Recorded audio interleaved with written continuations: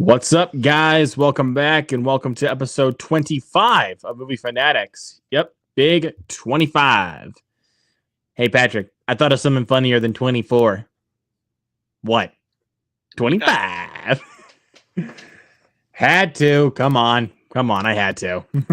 I can't wait till we get to episode 68, and then the next one, 69. You want to know? I thought of something funnier than 68. 69. But regardless, you guys know my co-host. He's here. He needs no introduction. How you doing, buddy? Doing good. And finally, you played the intro for once. After 2 weeks, you forgot it. Which he told me he only forgot the intro last week because he did it on purpose. I'll admit it. Yeah, I did it on purpose. So yeah, and if you saying, "Oh, he forgot the intro," there you go. He fooled you. Yeah, I fooled you this time. Take that, motherfuckers. Next time he gets the intro, I'm gonna say he's got to watch Kraven the Hunter on a watch along. Hell nah. We got hell. Yeah, Luke's cracking himself up. That's right. Starting up episode 25 with a crack up. That's for sure. My Collector Movie Man's in here. Love that Naked Gun profile pic right there, man. I like it. Thank you for being here. And says I just got home a little bit ago from seeing Fantastic Four. Really enjoyed it. We are actually going to talk about Fantastic Four here on stream.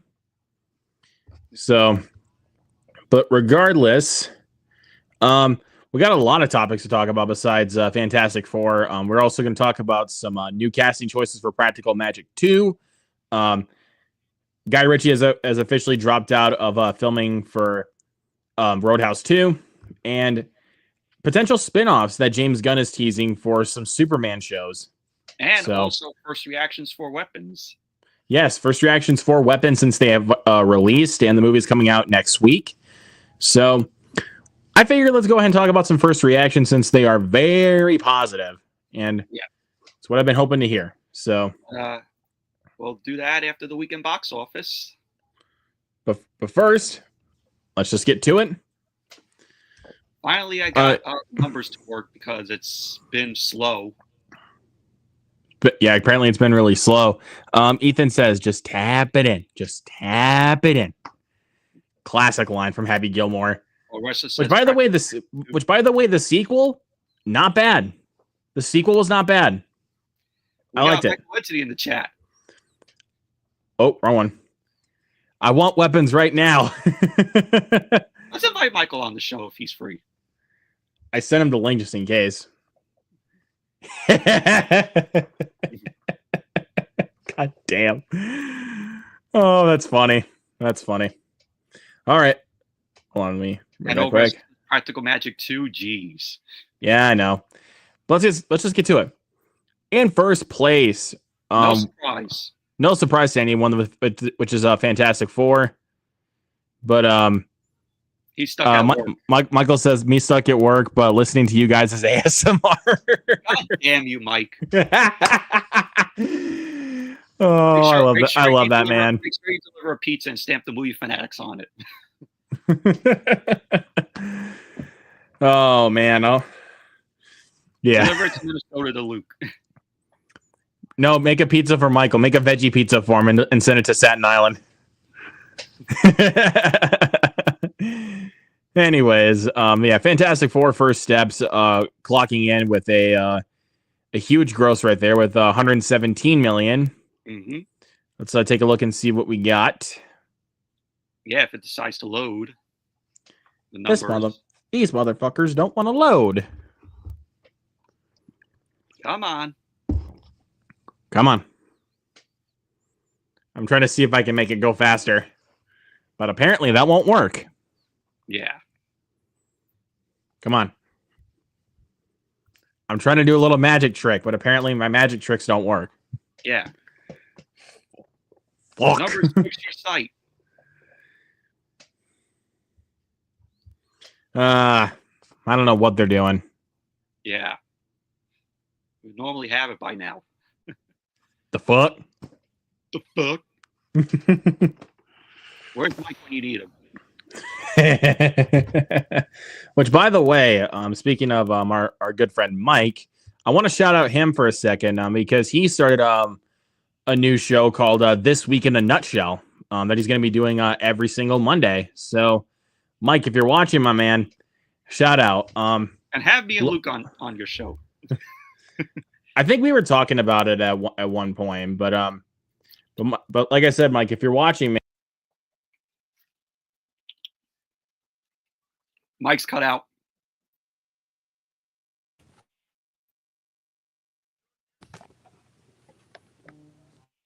There you go. Okay. So go ahead. What were we going to say? Saying, I love what you're doing over there, Mike. Huge shout out. Yeah, this is taking forever.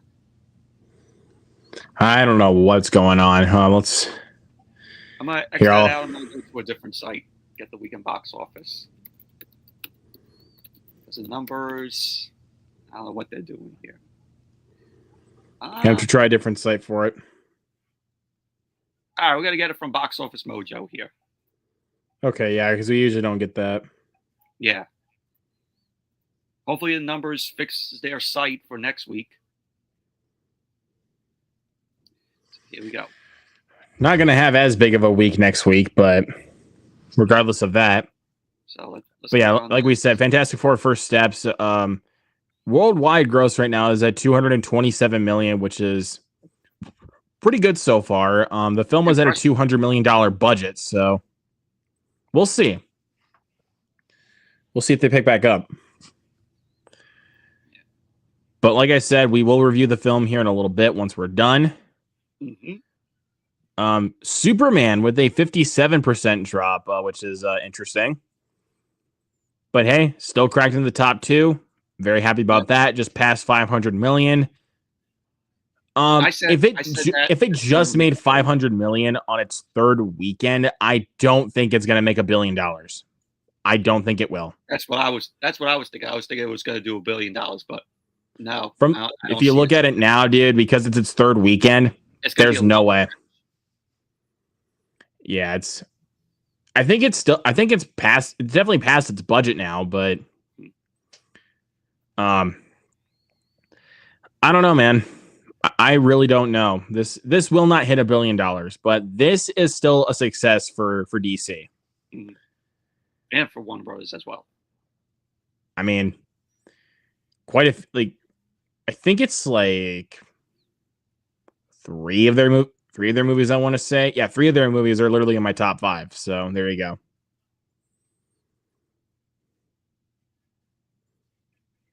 Let's see. Then we got Jurassic World Rebirth with 13 million, 44% drop. This one looks like it's the closest, but I still don't think it's going to make $1 billion because, I mean, yeah, sorry, Jacob, I called it. It's its fourth. I think it's its 4th or 5th weekend at the moment. No, 4th. I think it's actually 4th, but yeah, there's no way that this is going to hit $1 billion. I know it made money because dinosaurs, but you know where all that money came from? Jacob Hubbard. Of course it did. Of course it did.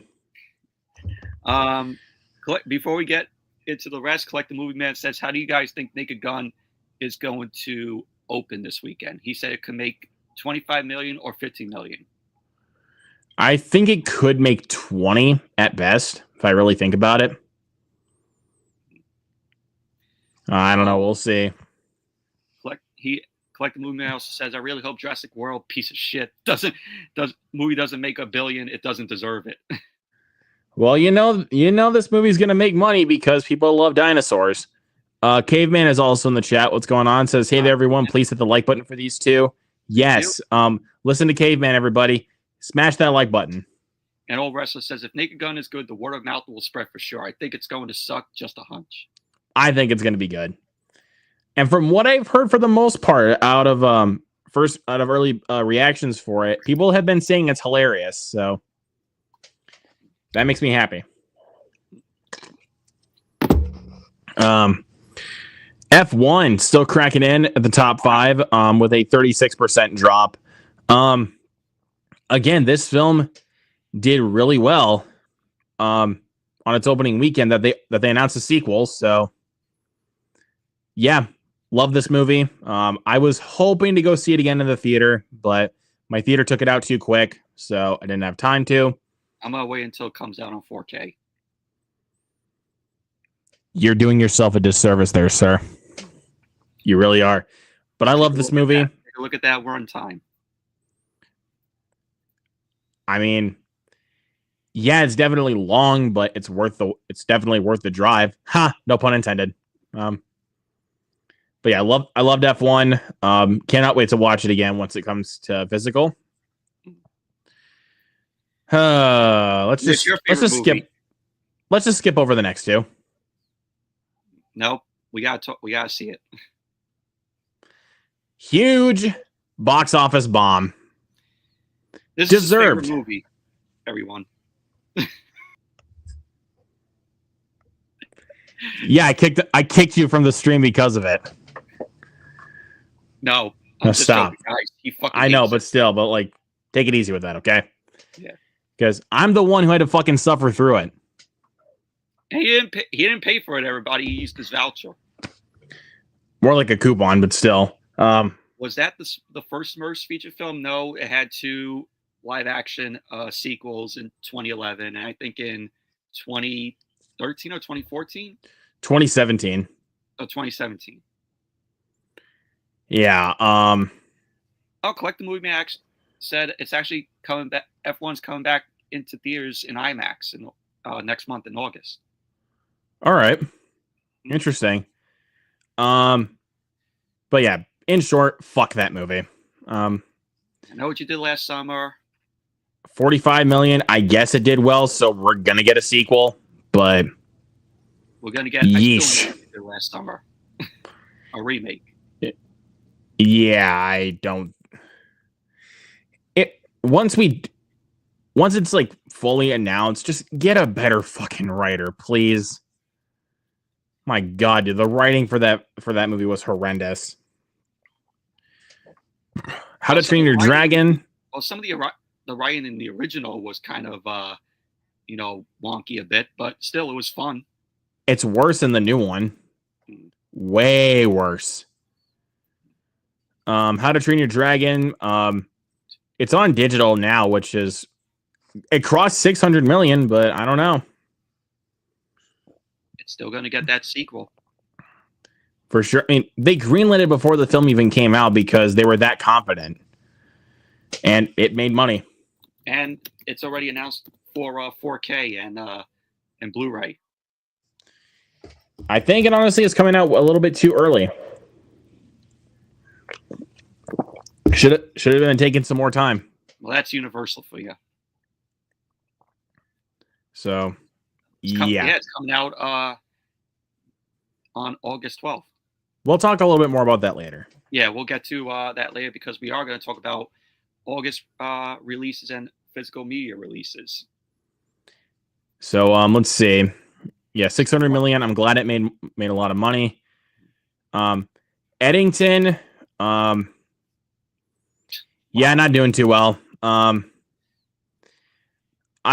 have been hearing a lot of very, very mixed things about this movie.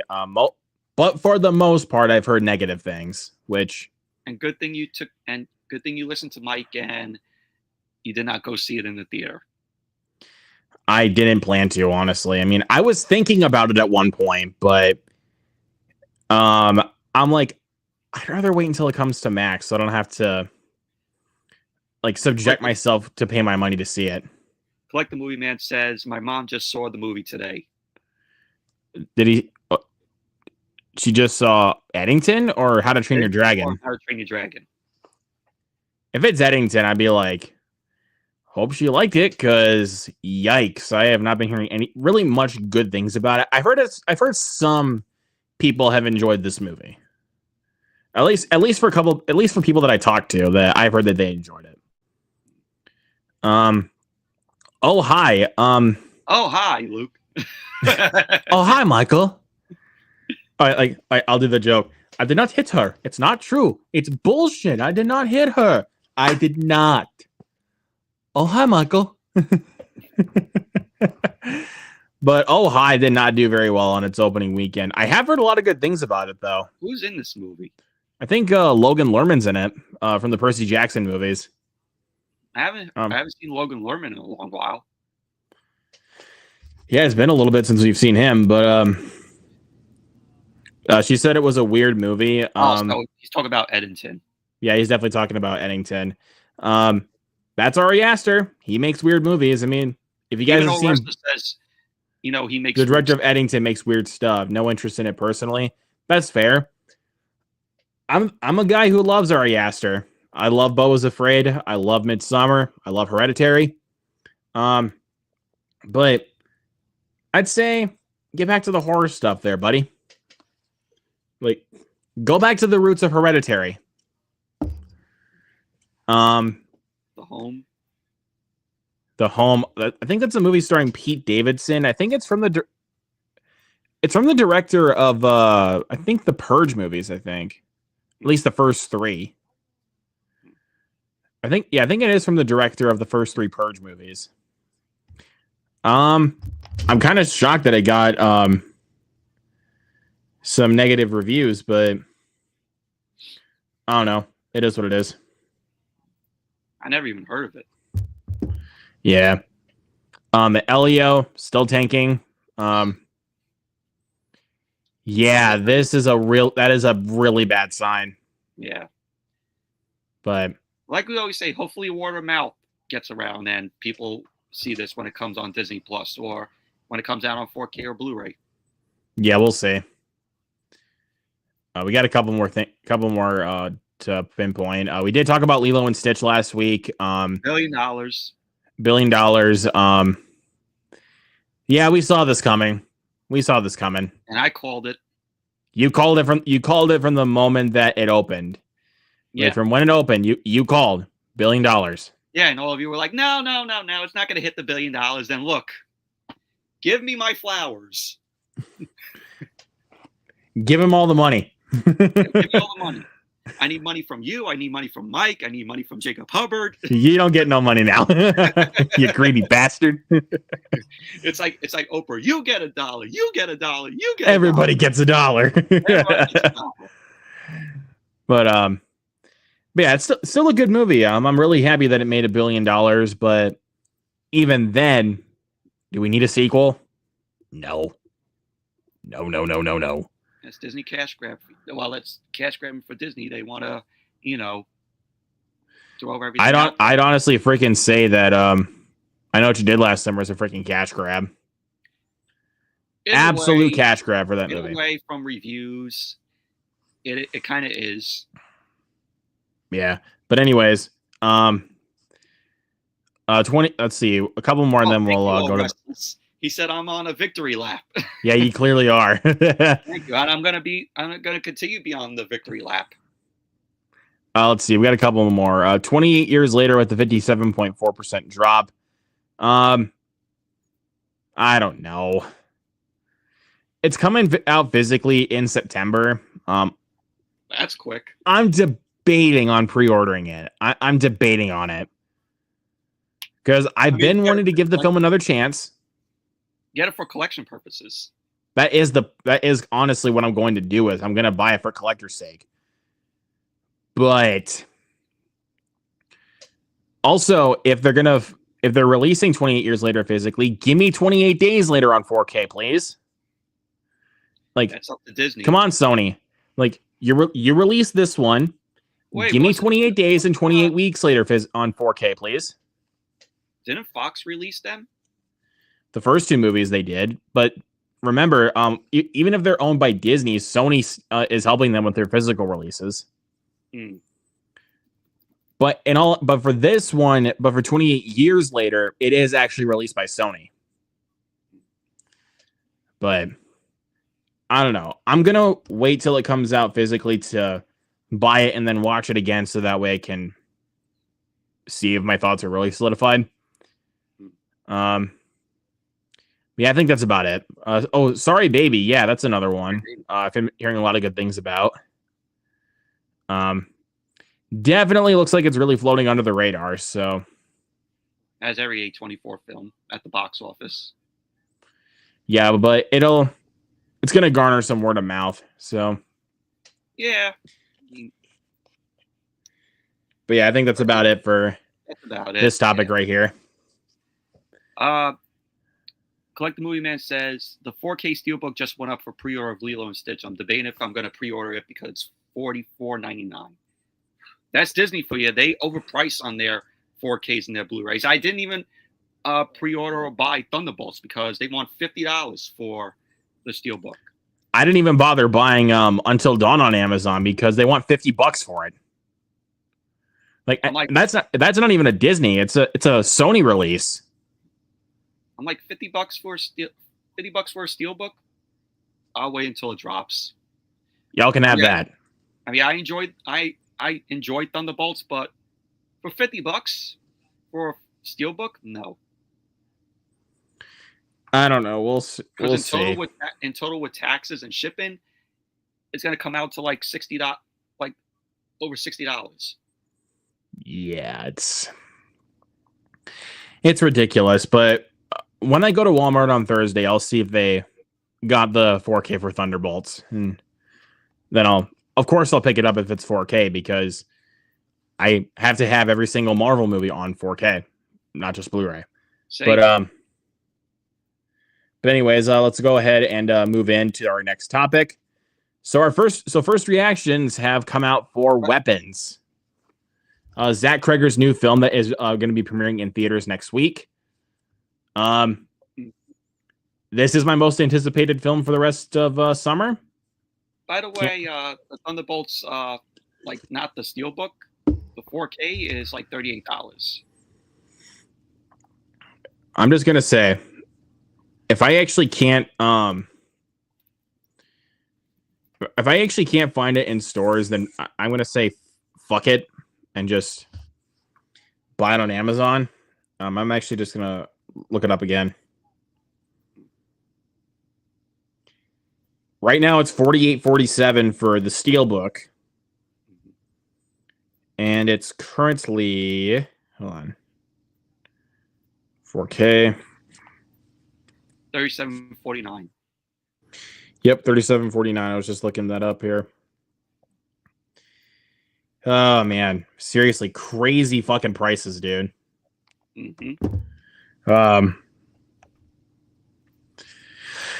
But yeah, currently on Rotten Tomatoes for Weapons, let's go ahead and take a look.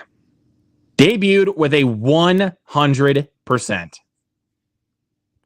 Wow.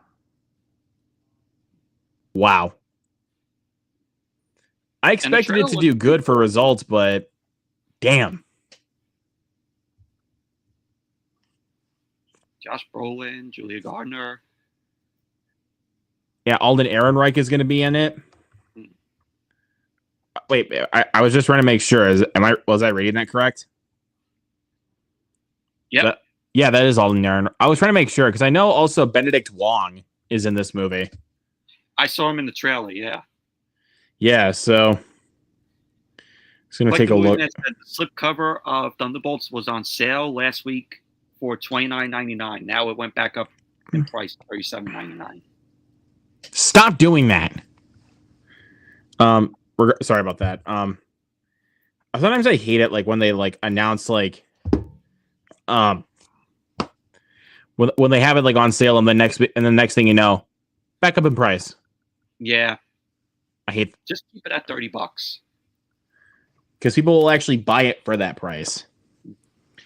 Like because I think they had like the Phoenician scheme up there for like about $40 at one point for pre-order, but now it's down to like $28. Like that's good pricing. Weapons does everything a good horror movie should. It grips, confounds, terrifies, and provokes in equal measure, while also managing to entertain for every second of its runtime. A 5 out of 5 score. Beneath the visceral moments of violence and the gory images, writer-director Zach Cregger offers up a film that speaks to the dangers of groupthink and the hive mind, especially as it pertains to young people. With an 8 out of 10. Overall, Great time at the cinema and a well-made horror film, 8 out of 10.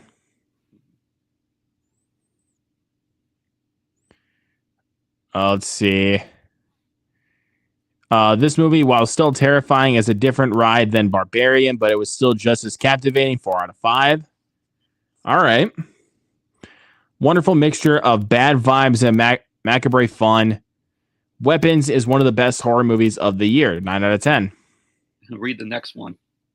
Zach Kreger has made the most WTF movie ever, but that also is what makes it such an enjoyable experience with a 7.5 out of 10. Interesting. Weapons is shocking, satisfying, and certain to surprise even the most jaded of horror fans. Okay. It's worth seeing for its bold aim for Kreger, a filmmaker still very much on the rise and filled with tremendous promise, but one that may leave very many viewers as frustrated and divided as the characters in the film, with a 6 out of 10. Okay. Still, for the most part, very, very positive reviews. Very excited for this movie. How are you feeling about Weapons? I like the trailer to it. I thought it was very kind of atmospheric. It gave off a creepy vibe to it, but it looks good. I think it looks good from the trailer. I was trying to think, because I think next week is that and Freakier Friday. I think I'll be saving this one for last, the better movie of the two, more than likely, because I mean, it's Zach Kreger for one. So I take it you're going to see Freakier Friday. I'm going to see it, but I'm seeing that one first. And then I think at night is what I'm going to try to aim for. I will see Weapons. Will you look up the reactions for Naked Gun because they are supposed to be out also? I don't think there is a Rotten Tomatoes score for it at the moment. Is there? Let's see. Let me know if there's a Rotten Tomatoes score for it before we move any further. There is no Rotten Tomatoes score, so. Okay, so yeah, I don't think it's worth it to go into first reactions for it if there's no Rotten Tomatoes score. Tomorrow or Thursday, maybe. What, the embargo? Well, I think the embargo will probably lift tomorrow because, I mean, people actually got to see it yesterday.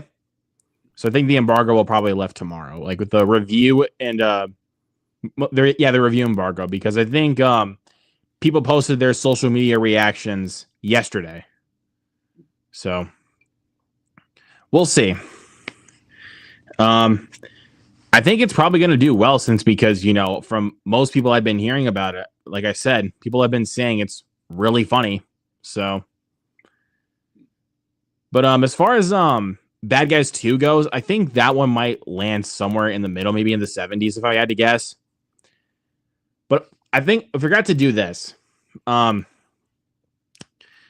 What is your prediction for top three this weekend?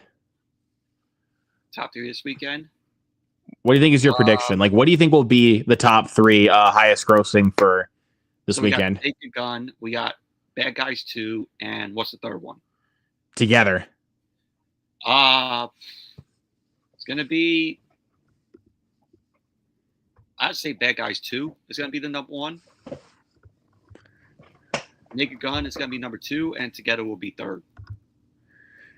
But if we're thinking in all actuality, though, Fantastic Four will still remain at the top. And then I think Superman will be in second. I think. But I don't know if either Naked Gun or Bad Guys are going to be the top three. I think they might be like. I think they'll be like 3. I think Bad Guys 2 would be number 3. 4 would be Naked Gun, and 5 would be Together. We'll see. I mean, I don't see Superman getting kicked off the number 2 spot. I definitely don't. I mean, and I don't see Together making it in the top 3.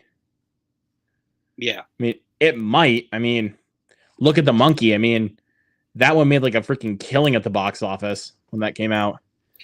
Collective Movie Man says, are you guys going to try to see Caught Stealing? I'm really interested in that movie. It comes out towards the end of August. It's got the actor who played Elvis. Yes, I am going to see that film. I'm going to try to. I mean, it depends on my theater plays it. Because they had that on the site at one point for what's coming up, but they removed it for some reason. I'm looking forward to that film. Me too. I mean, the actor who played Doctor Who from House of the Dragon, Matt Smith, is who he's talking about. The guy from House of the Dragon and Doctor Who. And the great Morbius. I'll do. He's also in Last Night in Soho, which is a much better movie, by the way. Regardless, let's go ahead and let's go ahead and get right to it. Since we were talking about it, Fantastic Four: First Steps. We're not really going to be talking spoilers with this one.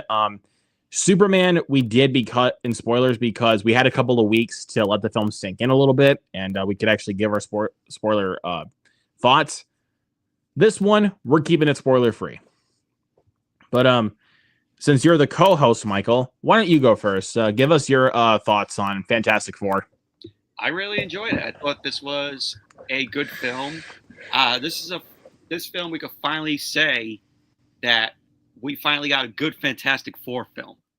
I'll do you one better. We got a great one. Yeah. And I thought the characters were really good. I liked Pedro Pascal as Mr. Fantastic, Vanessa Kirby as Sue Storm. I thought she was good as well. I liked the chemistry between her and Pedro Pascal because they're married. Also, Ebon Moss-Bachrach, who played Ben Grimm, the Thing. I really enjoyed him. The Thing is always like my favorite character in Fantastic Four, next to Human Torch. Johnny Storm? Yeah, Johnny Storm, next to Johnny Storm. But I thought Ebon Moss-Bachrach did a good job as Ben Grimm. Joseph Quinn as Johnny Storm. He was very fun in the role. Of course, he's no Chris Evans, though. I liked Chris Evans more in the role. That's a spicy take, but still, continue. He did a good job. I get that, but again, continue. Julia Gardner, I thought she was pretty good as the Silver Surfer. You know, we actually got a female Silver Surfer here, which I know a lot of people were like, well, isn't the Silver Surfer supposed to be a male? No, if you go back in the earlier comics of Fantastic Four, the Silver Surfer at first was a female. Yep. And I like the look of the Silver Surfer. Julia Gardner, like I said, she did a good job. She is one of the villains next to Galactus in this film, which Galactus, played by Ralph Ineson, I thought he was really good. Galactus looked absolutely great. He wasn't a stupid cloud like in... I was literally about to fucking say it. They finally got Galactus right. He's not a cloud like how he was in Rise of the Silver Surfer. Like, when you watch Rise of the Silver Surfer, you're like, what the fuck? That's not Galactus. That's a fucking cloud. It's a freaking cloud. Like, oh, look at this, the cloud doing damage. Yep. Where's this human face? Is Galactus a ghost in that film? Like, but yeah. Who the hell knows? We finally see Galactus, and he is great in this film. All right, yeah. Also, Paul Walter Hauser as Harvey Elder, the Mole Man. I thought. Oh my god, I loved him. I thought he was pretty cool. You know, he was a enemy to the Fantastic Four, but then he became an ally to them. But that was funny. I like Paul Walter Hauser. I mean, he's a great actor. Like, I mean, if you've seen him, like, of course, in like Richard Jewell, Cobra Kai. I mean, anything in Cruella. Cruella's a good example right there. I loved him in Cruella. Even though I don't love the movie like that, I'll give you another one. The Luckiest Man in America. He's fantastic in the movie, just not a great movie. Also, but anyways.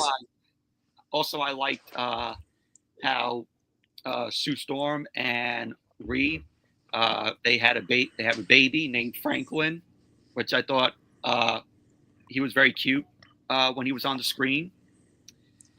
And also the acting from everybody was really good.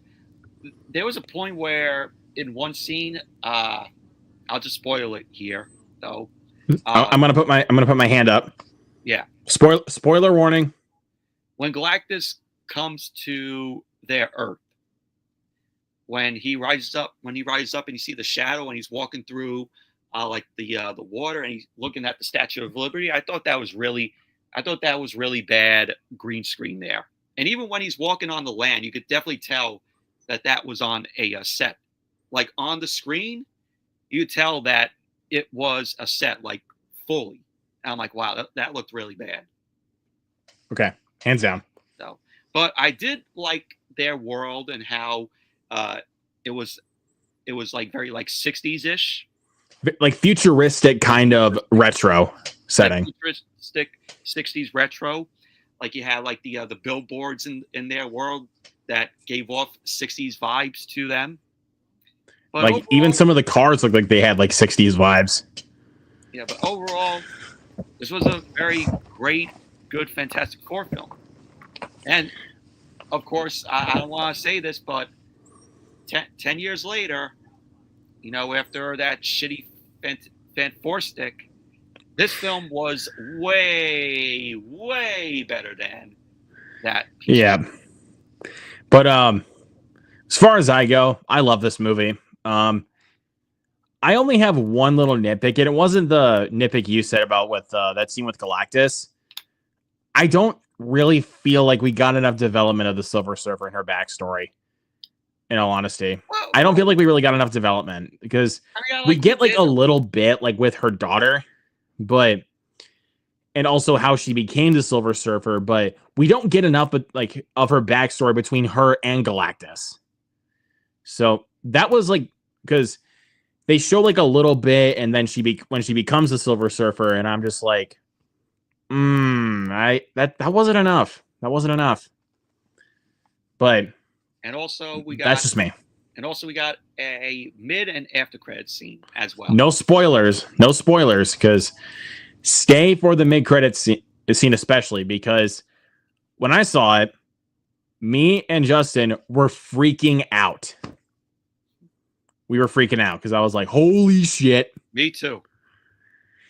So, yeah, I definitely cannot wait to see what they got up their sleeve next. I feel like Marvel's really starting to win me back this time because Thunderbolts was great and this was great.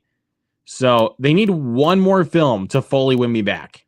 Yeah. Like one more great one and then we're good. Because even though I've enjoyed most of their projects after Endgame, I've still been kind of like a bit on the fence because it's like we've just been cranking out these things like one after another. It was good. It's the last superhero film of the year. At least last Marvel movie. Last Marvel movie. Yeah, well, and probably last superhero movie, yeah. But I think we can both agree that it's been a better year for comic book movies, like in particular, than last year was. Yeah, I agree. Because even though I enjoyed Venom 3, I liked the Crow reboot, and I enjoyed Hellboy the Crooked Man, and I love Transformers 1, I love Deadpool and Wolverine. Everything else outside of that, nah. Like Madam Web, Joker 2, Kraven the Hunter, I'm like, hell nah. But this year, only one not good one, which is Captain America. Everything else from Superman, Fantastic Four, Thunderbolts, all good. What's up, Judd? Hey, Judd. Oh, and also, by the way, let's take a quick moment of silence for this, for both Hulk Hogan and Ozzy Osbourne. Let's take a brief moment of silence and remember them.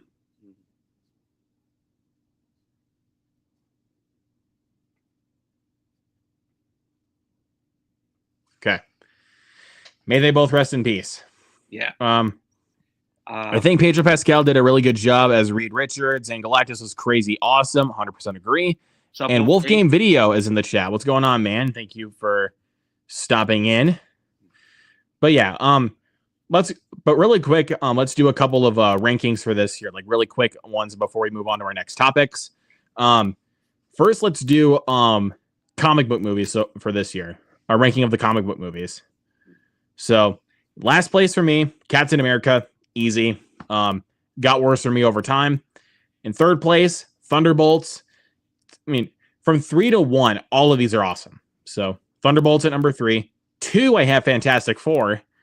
And then number 1, easily, Superman. My list is the same as yours. What a coincidence. I wanted to ask you guys, what do you think of the Avatar 3 trailer? I'm really excited for it. It comes out a few days after my birthday. Amazing. Well, nice, dude. Yeah, it looks really good. I think they're really starting to win me over because I think I had this discussion with someone the other day that it looks like they're going to do like a tribe versus tribe kind of thing and not just the same villain that we got from the first movie translated over to the next one, because they did that with The Way of Water. It looks like we're going to go tribe versus tribe with Fire and Ash. The second one.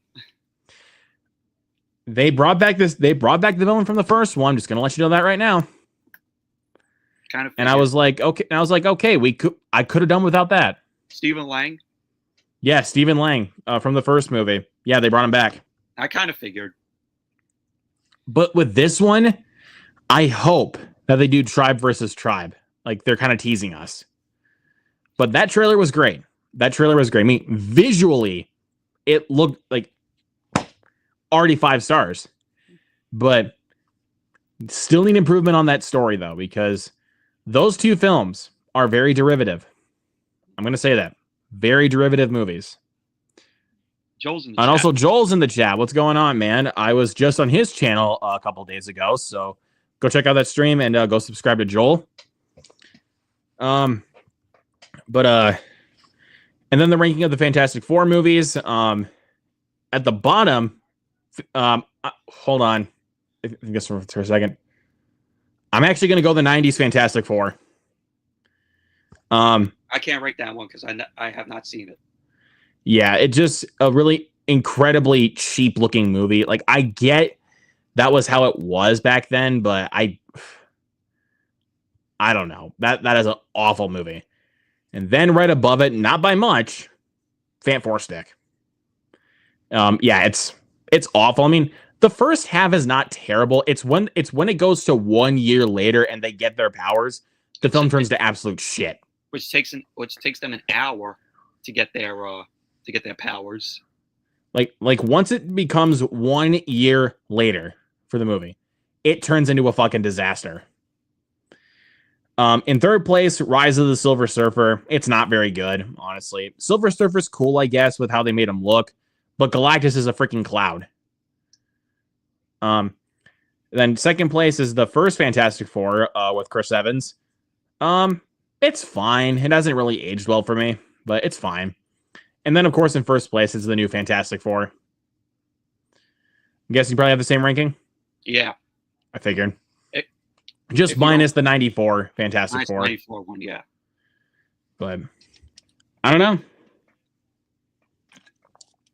Yeah, I think it's pretty obvious that that First Steps is number 1. But anyways, I think as far as score goes for Fantastic Four, I'm going to give this a 4.5 out of 5. I'm going to give it an 8. 8 out of 10? All right. Let's go to the next topic here. So James Gunn is teasing some Superman spin-offs, some Superman spin-off TV shows at that. So let's take a look and see what we got here.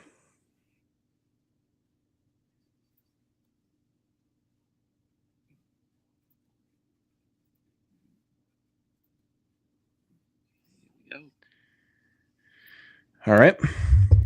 Let's take a look.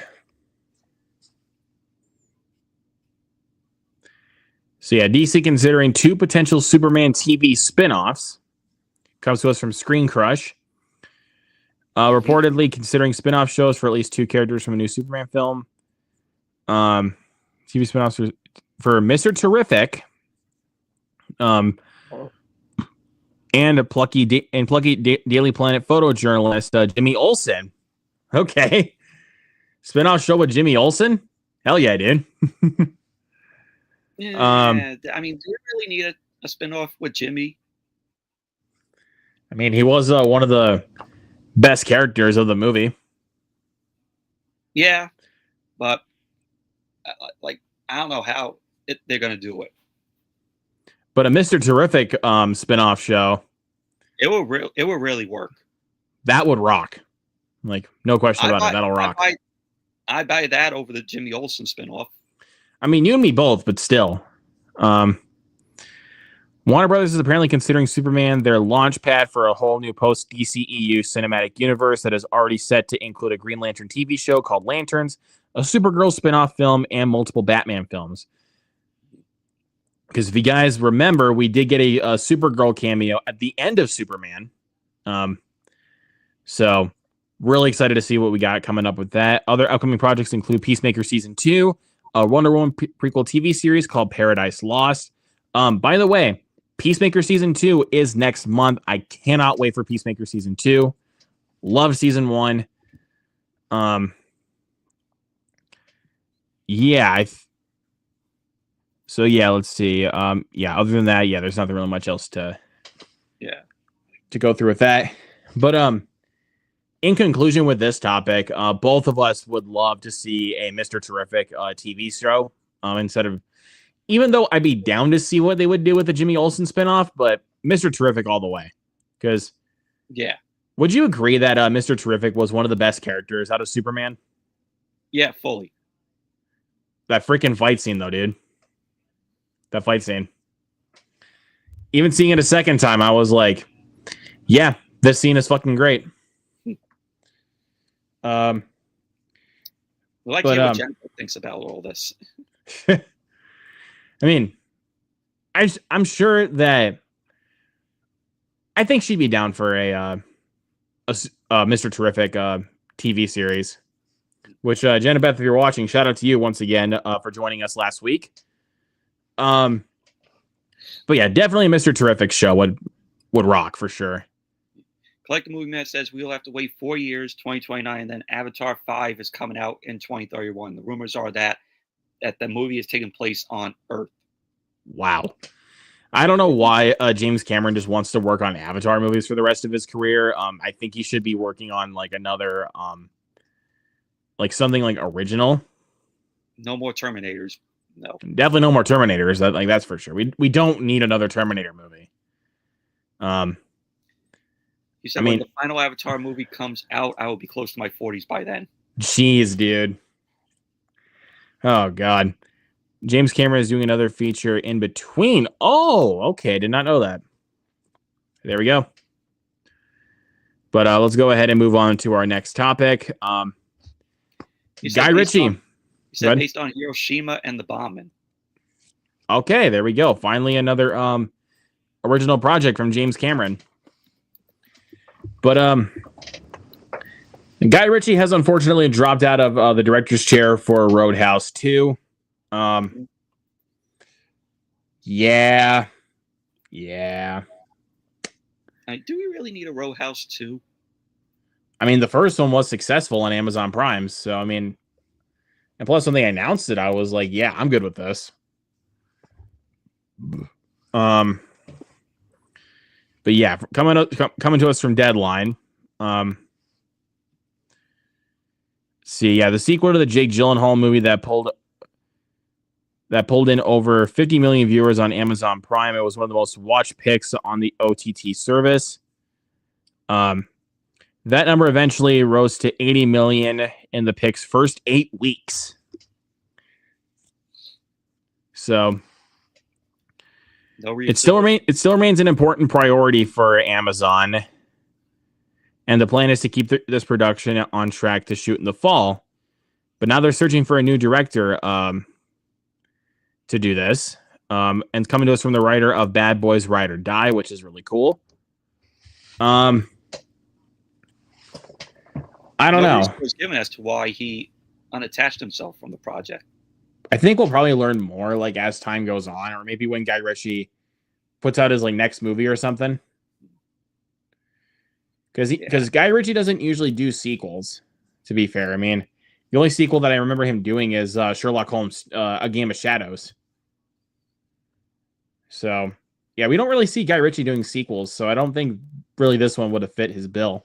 I mean, I would have liked to have seen his style like portray on screen for a Roadhouse 2, but now I don't know who we should get like as our next director to take on this project. I really don't know. Like, what do you think? Like, what do you think would be some good options?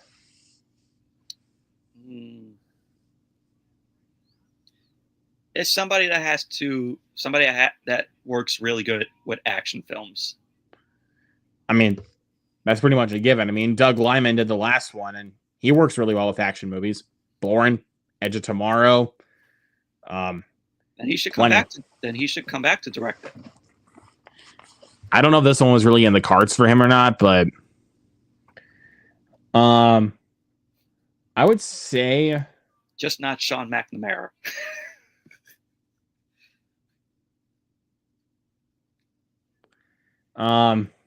Watch it if that happens. That won't happen. You know that won't happen. I was actually thinking a good one. I would say Justin Kurzel, the guy that directed The Order. That was a really good movie. I mean, oh wait, I forgot he directed the fucking Assassin's Creed movie. Shit. But always think of The Order. Always think of The Order. Well, Filminator's here. He's like, how about David Leitch? David Leitch would be a good choice. I mean, he is a really good director in regards to action. I mean, Bullet Train, Fall Guy, Deadpool 2.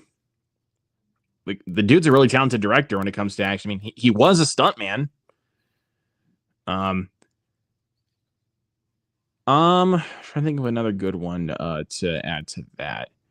I could say J.J. Perry, the guy that directed The Killer's Game. He does pretty well with directing action movies. Matt Reeves? Matt, I don't know, dude, because he's still going to be working on Batman. I mean, not a bad choice. It's just I don't see that happening since he's working on Batman. Roadhouse 2, directed by J.J. Abrams. That'd actually be kind of interesting. I'm not going to lie.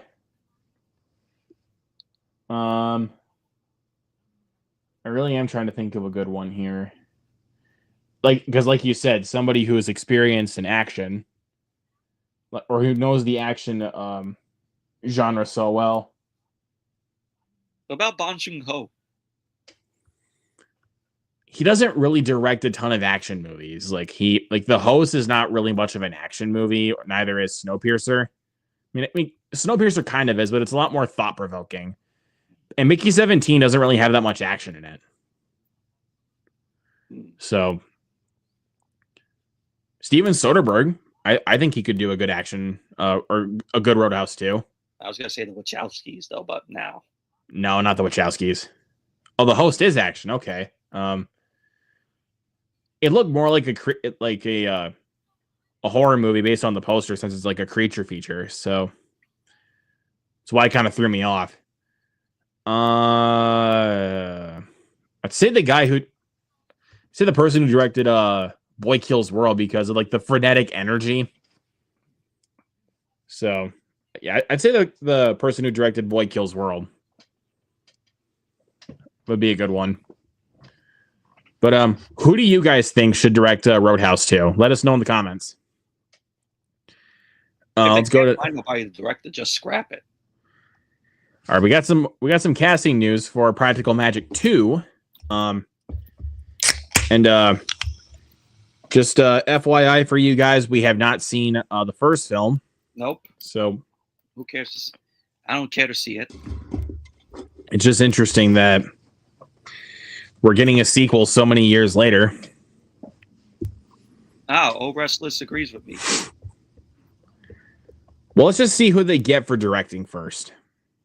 If they, like you said, if they can't find someone, yeah. Come on, get up there. Is it? I don't think it's not popping up on screen for me. There you go. The hell? Hold on. Okay, I was trying to fix that there for a second since it wasn't popping up on screen for me. Let's see. So Stockard Channing and Diane Wiest are both returning for the movie. But we also got Lee Pace, Maisie Williams, Jolomai Duenya, and Solly McLeod. McLeod, okay. That are going to be joining the cast here. Going to be in this. Yep. Or if you guys remember him, Miguel Diaz from Cobra Kai. But yeah, Blue Beetle, of course. I mean, pretty good cast right here for the most part. I'm really interested in with this cast. I mean, like I said, you got Lee Pace, Maisie Williams, Jolomai Duenya, and Solly McLeod. God, I can't talk today, dude. But yeah, it says it's supposed to be releasing in theaters on September 18th, 2026 worldwide. There's still no plot to the sequel. It's still under wraps. I don't know how I'm going to feel about the first movie. Because, again, I have not seen it. Yeah, there hasn't really been much to comprehend with that one. Griffin Dunne directed the film. Oh, Griffin Dunne. Okay, directed the first film. Interesting. American Werewolf in London. Did not know that. I mean, I knew he was in American Werewolf in London. I just did not know he directed Practical Magic. That was an interesting kind of departure there. And also After Hours. Yep, he was also in After Hours. One of my really, honestly, kind of forgotten Scorsese film. Which I still have yet to watch that. You own it, so you have no excuse. Yeah, I own it. Let's see. For Collect Movie Man says Maisie Williams. Yeah, I can't wait to see her in something. Last thing I saw her in was Game of Thrones. Interesting. I know she did a horror film a few years back called The Owners, which I have because I got it in a horror pack. Have not seen it yet. The original film of Practical Magic grossed over $68 million worldwide. Interesting, to say the least. Story introduces Sally and Gillian Owens as sisters who come from a long line of witches. Raised by their eccentric aunts in a magical household, they must confront a deadly curse and their own powers when love and danger collide. Yeah, I'm going to check this out at some point. I'm going to check out this first one before we eventually get that sequel. Wonder who they're going to get to direct the next one, the sequel. George Lucas has gone to Comic-Con for the very first time. He was at Comic-Con. That's what I'm saying. Like, goes to Comic-Con. Like, he was at Comic-Con. I saw the video of it. We haven't really got much for. We haven't really gotten too much for Comic-Con this year. Like, as far as like trailers go. Yeah, he was there at Comic-Con to unveil first look at his museum, the Lucas Museum of Narrative Art. Nice. Like I was saying though, with Comic-Con, we didn't really get much for like as far as like trailers go, because Marvel wasn't there. We didn't get anything from DC. Even though we had we did have a neon panel that involved Chris Stuckman for his film Shelby Oaks, and also with Dave Franco and Allison Brie to promote together. So that was kind of cool that Neon got a panel at Comic-Con. Did you see the trailer for it? For Shelby Oaks? Did you see the trailer? What? No, for Together. For Together. I've seen the teaser and the most recent trailer because the most recent trailer for Together was only a minute long. And I'm like, that's good enough. I don't need to see anything else. But that's what I like. Debut unveiling the first look at the Lucas Museum of Narrative Art. This museum is a temple to artists. I think this is the first Comic-Con that he's ever done. Well, you said that he was this is his first time ever going to Comic-Con. Yeah. So, panel was moderated by Queen Latifah with Guillermo del Toro and Doug Chiang as panelists. Nice. Dude, Guillermo del Toro being one of the panelists. Hell yeah. The museum is set to open its doors next year. 2026. A collection from George Lucas's 50-year art archive. The museum is said to feature artwork and never before seen pieces from Norman Rockwell, Frida Kahlo, Jesse Wilcox Smith, and more. In 2016, the museum was initially set to begin construction in Chicago near Lake Michigan. After Chicago-based organization named Friends of the Parks filed a lawsuit over the construction on private land, the museum selected Los Angeles as its official building site near Exposition Park. Which is a right choice. I mean, have it out in L.A. Popular than, Chicago. A lot of people visit Chicago, but L.A. is the more popular city. Yeah. I've been doing this for 50 years now, and then it occurred to me that I don't know what I'm going to do with all the art because I refuse to sell it. Art is more about an emotional connection, not how much it costs or what celebrity made it. If you have an emotional connection, then it's art. I've worked with hundreds of illustrators in my life, and they're all brilliant, but they don't get recognized for anything. This museum is a temple to the people's art. Yeah, it's one thing that this kind of art will celebrate because of science fiction. Science fiction is a myth, but we have made it real. Humans made it real because of science fiction books and art that makes people say, oh, we could go to the moon. And once that idea is implemented, then we believe we could do it.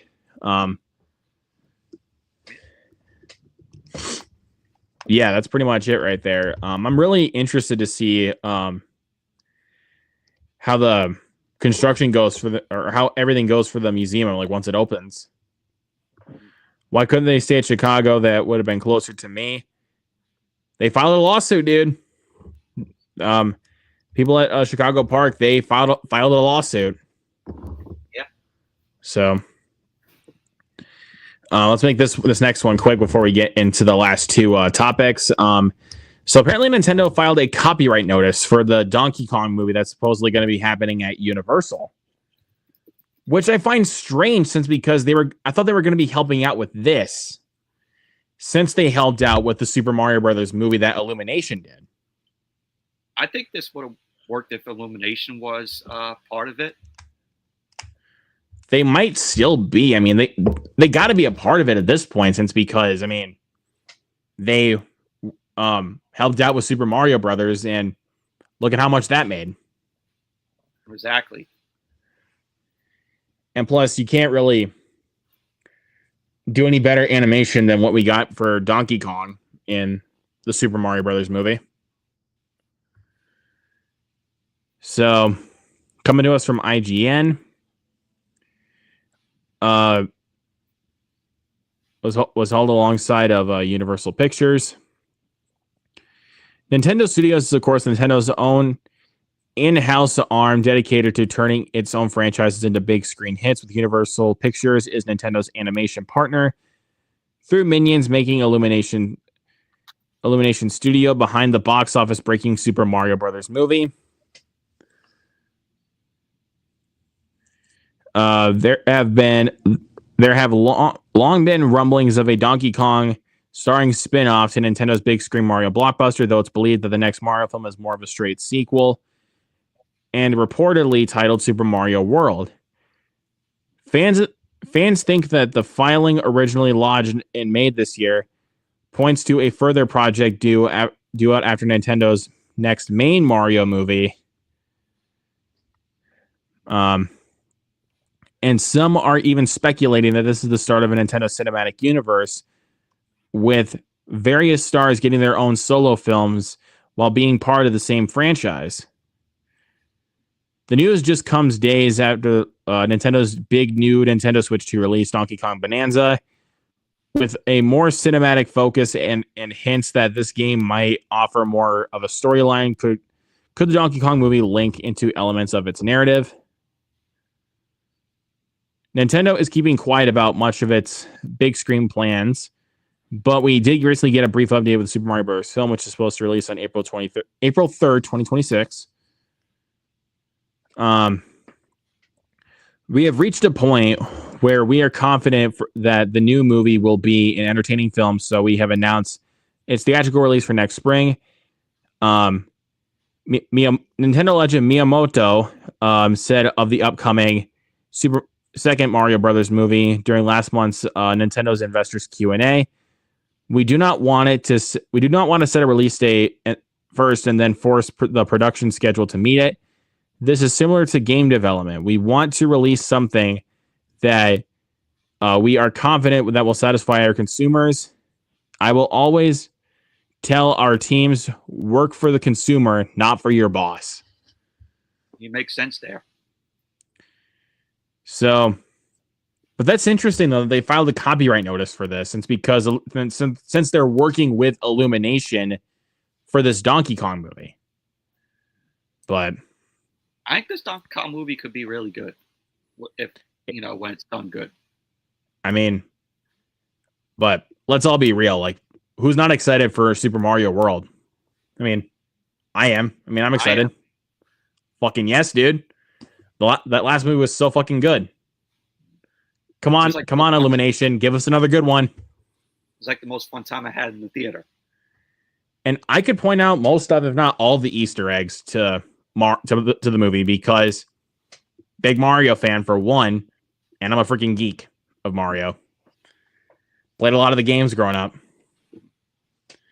So that's why I think that's one of those films where it's like that movie will leave you behind if you've never played a single Mario game.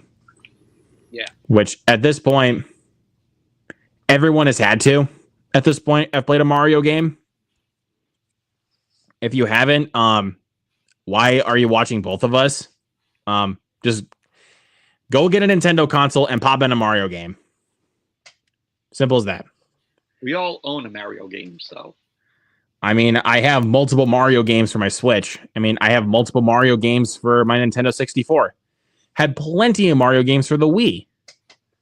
Plenty of them for the GameCube. Now you got to get yourself a Nintendo Switch too. Not worth it at the moment, dude. Especially with rent to pay. Yeah. Not worth it. I would only do that to play Mario Kart World, and that's it. Maybe Donkey Kong Bonanza, but Mario Kart World at best, honestly. All right. Now, let's get to August release schedule, and then after this, we're going to talk about the August physical media releases. Let's get to it. So, kicking it off on August 1st, we have The Bad Guys 2 and The Naked Gun. This Friday. Yep, this Friday. Two movies that I will be seeing this weekend. But if I had to pick which one I'm most looking forward to, definitely The Naked Gun. I am excited for Bad Guys 2 because I really enjoyed the first film, but Naked Gun just looks really damn funny. And yeah, I've been hearing a lot of great first reactions coming out of this one. I mean, nice little departure for Liam Neeson from the looks of it. You know, him actually getting to do a comedy and not just an action movie. He's breaking out of his comfort zone in action. Still gets to do action in the movie, but it's more of a comedy. Yeah, it's a spoof.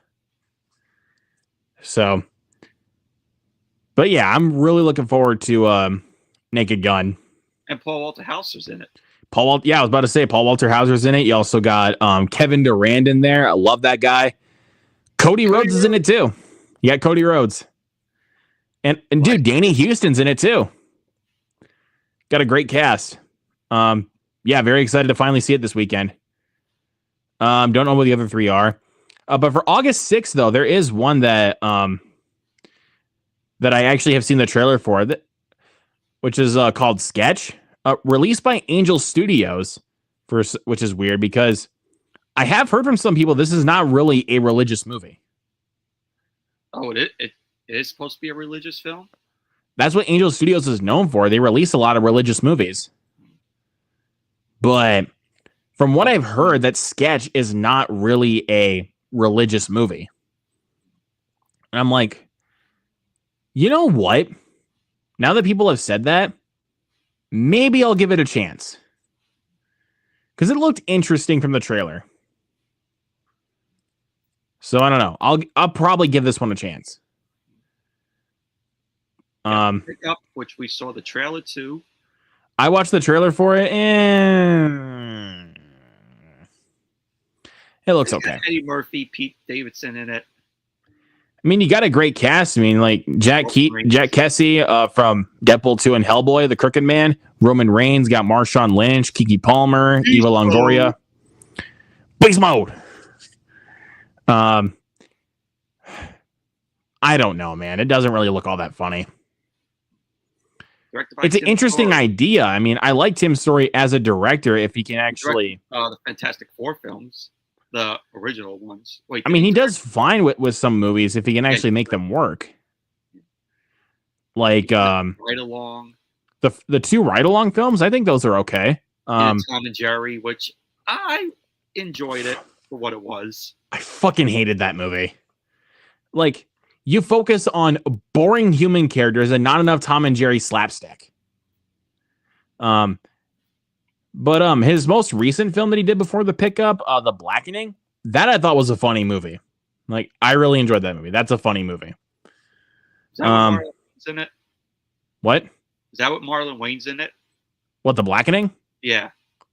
Who was in The Blackening? I don't recall he's in that movie.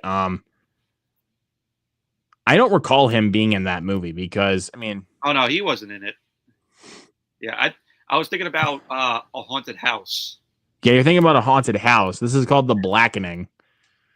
Something different right there. Dave Farrell from SNL is in it.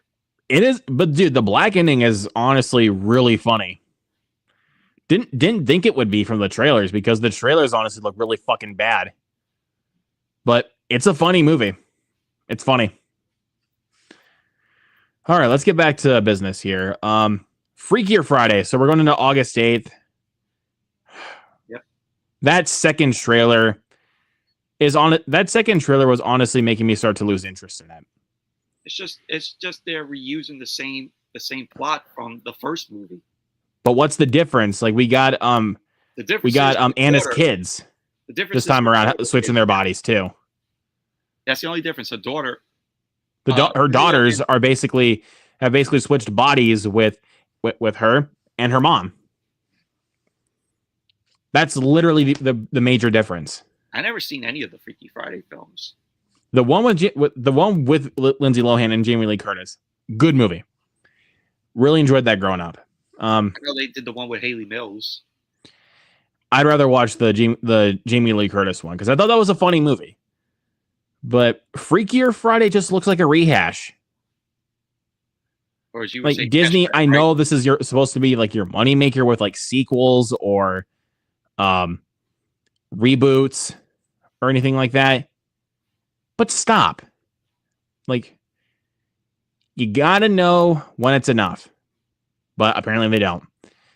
But I can breathe a little bit because my most anticipated comes out next week also, which is Weapons. Which we talked about earlier with the first reactions. Cannot fucking wait for this movie. Yeah. Cannot wait. Nothing really much else here. Yeah. All right. 15th. Nobody 2. Stay tuned on August 10th, guys. That is the plan for a watch along of the first Nobody to build up for the sequel. Aside from the story not looking all that enticing, the action sequences look fucking great. I mean, Bob Odenkirk has been training. He never stopped training after the first Nobody. So, dedication. What is this film fixed? I have no idea what that is. Jendy Tartakovsky, who did the Powerpuff Girls, Dexter Laboratories directing it, Hotel Transylvania. Yep. I'm looking at the cast though. It's a pretty good cast, but I don't know. But as I was going with Nobody too, again, the story doesn't seem as interesting as I would have liked it to be. But it looks like a lot of fun. I mean, an action movie basically in a vacation setting. I mean, I showed him the trailer and he seemed pretty interested. Yeah, even though I haven't seen the first. I basically have told him that have told Michael that the first one is basically John Wick, but if it was more grounded. Because Bob Odenkirk gets his ass kicked a lot in the first movie. But he still has like those John Wick kind of moments. And you have Christopher Lloyd shooting with a shotgun. In the first movie, and then basically him shooting a machine gun in the second movie from the looks of it. But the runtime for this sequel is actually under 90 minutes. No joke. Under 90 minutes. Because the first film was I think was exactly 90 minutes. But I don't know. We'll see. What else we got? We got Americana, which stars Sydney Sweeney and Paul Walter Hauser. I did see the trailer for that. It looked pretty interesting. It looked interesting from the trailer. Numerous people find their lives intertwined in a death match while fighting over an expensive ghost shirt. So they're fighting over a shirt. That's a way to put it.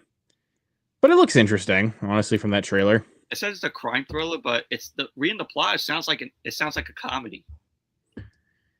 I don't know. We'll see. I mean, Halsey's in the movie. I like Halsey. She's a good singer. Yeah. I like her from music. I mean, you got, like I said, you got Sydney Sweeney and you got Paul Walter Hauser. Simon Rex is in it too. There you go. The only reason why I'll see the film is because Sydney Sweeney. There you go. But it's a film that was shot that came out in 2023, and it's again. But it didn't get a distributor until I think this year. Yeah. But yeah, we'll see where that one goes. I want to go back and see what this fixed. It says by Sony Animation. Yeah, it says the film follows a dog who learns that he is going to be neutered the next month and is taken by his friends for one last day of partying. That'll be interesting. It's the first adult animated film from Sony Pictures Animation, as well as their first traditionally animated film for Netflix. It is from Netflix, so I mean, I watched another Sony Pictures Animation film recently called K-Pop Demon Hunters. Really enjoyed that movie. Honestly, I like the song from that film called Golden. That's a good song, dude. But as far as this one goes, I'll check it out. Honestly, is there a trailer for it? I don't know if there is, but we'll probably look at that afterwards. Yeah, because again, copyright. Yeah, it was supposed to be. Warner Bros. Was really supposed to distribute the film through New Line. And it was originally conceived in 2009, which is interesting. But I mean, hey, it's Sony's doing it with Netflix. I'll take it. I mean, they're doing pretty good so far with their animations with Netflix. Yeah, good director and Jendi Tartakovsky, who did Samurai Hotel Jack, Transylvania, Dexter's Laboratory, Clone Wars, Samurai Jack, even, dude. Hell yeah. He was a crew member of the Powerpuff Girls. Oh, dude, worked on even the Batman animated series. Mm-hmm. So yeah, I think we might have a recipe for success with this one. Yeah. Who knows? So I'll have to check it out on Netflix once it comes out. It comes out August 13th. Yeah, August 13th, yeah. I will keep that on my list. We're getting a Red Sonja remake. I have heard from the trailers it looks incredibly cheap. So no need to bother. My friend from work said he saw the trailer. He said it looks like a direct to DVD movie that would have came out in the 90s. That tells you it looks incredibly cheap. So you can tell by the poster too. Yeah, that poster looks really cheap.